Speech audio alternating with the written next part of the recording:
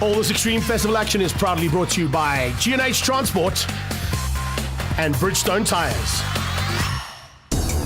Women's Month, and we're back at Zwartkops for the Sassel Race Day. A nice big crowd coming out despite the cool conditions, and all looking forward to the hot action that's going to be happening out on the black stuff. We kick things off with the G&H Transport Extreme Supercars.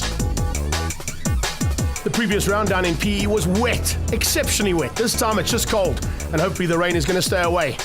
Going to be some big battles out front, but the all-conquering Charles Arangis is going to be a very difficult man to catch. A couple of new drivers coming in as well, and looking forward to seeing their progress as they get up into one of the premier categories in the Extreme Festival. A couple of new cars have joined the series as well, and looking forward to seeing their progress as they get into race number 1. As you can see, Arangis is on pole, alongside him the Baby Beamer, and it looks like there's going to be a little bit of a fight out between those two. Just behind, we're on board here with Jonathan Dutoy, looking at his brother on the right-hand side and looking for a chance to try and get through on his boot. But look at Tata Carello, what a start there from the McLaren, diving through and just squeezing out both of the Ferraris.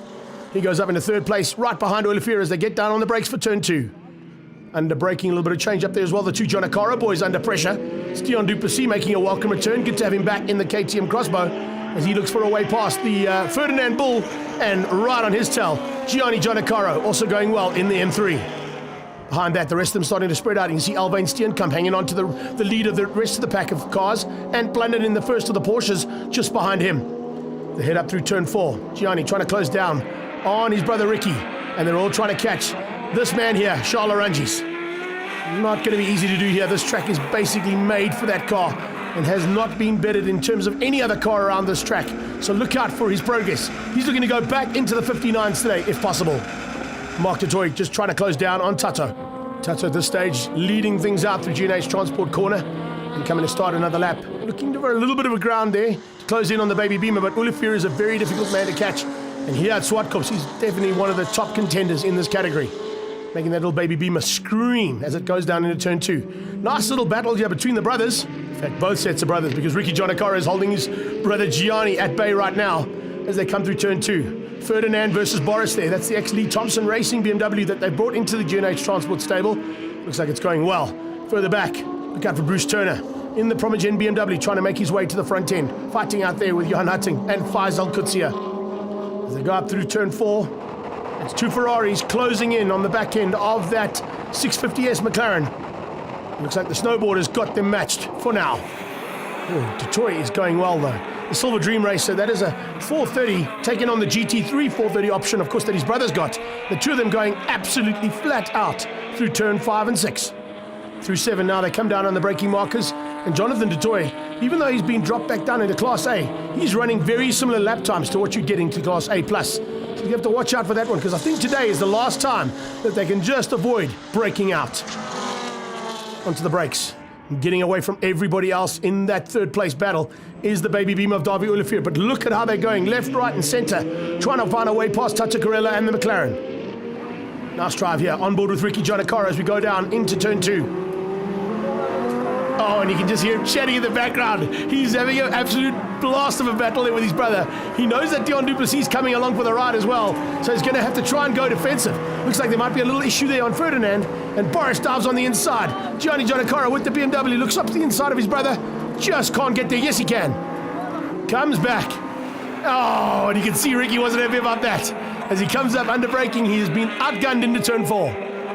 So Zwartkops dropping back behind his brother Gianni, and of course behind that KTM crossbow.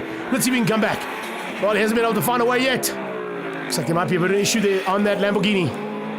That Lambo has been such an awesome car, and Ricky loves life in his new machine, but he's got to do some work now to close in and try and find a way back through on his brother and on the KTM crossbow.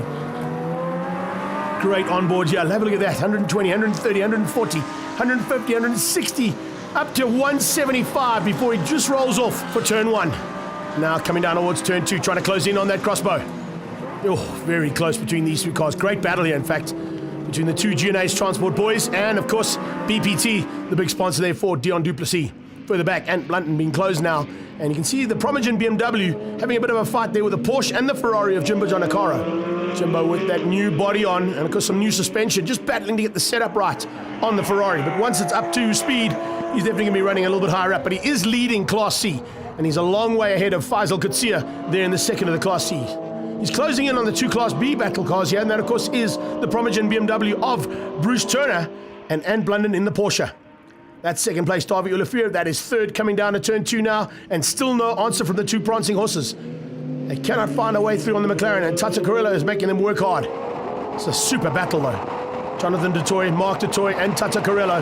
Very evenly matched driving styles, very evenly matched cars as well. Coming through turn 3, heading up towards 4.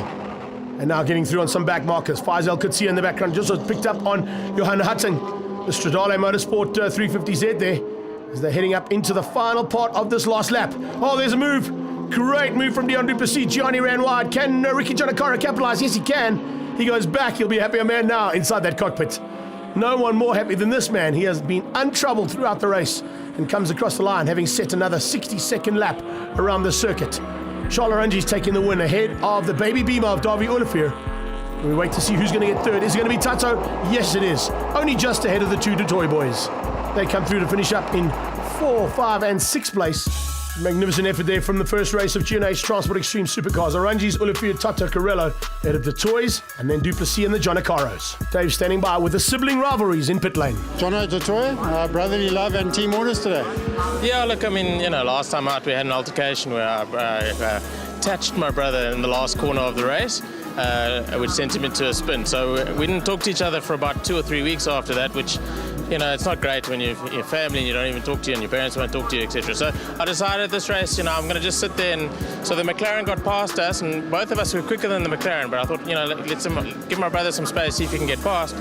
He was tried. There were a few places he was quicker, but I think the McLaren's just got that turbo button that just, when we get to the straights, it sorts all of us out.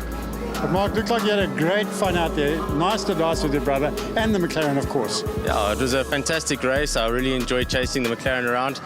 A couple of times I managed to get next to him under the brakes, but he drove a very good race, a smart race. He kept me on the outside into turn 2 and slowed me down, and then coming out, put the power down and left a little bit of a gap, and then every lap I'd close it back. And so it was good fun. Didn't leave any opportunity for me really, but race 2's coming. We'll see what happens. Okay, a bit of brotherly love going on there. But Johnny, that Lambo can be pretty wide, eh? Yeah, Ricky made it wide there. He's fair play to him. He gave me a bit of gas. I think I was quicker. I was quicker in the beginning of the race than he was, and he just blocked me. He makes one hell of a chicane. Eventually, you got to make a move.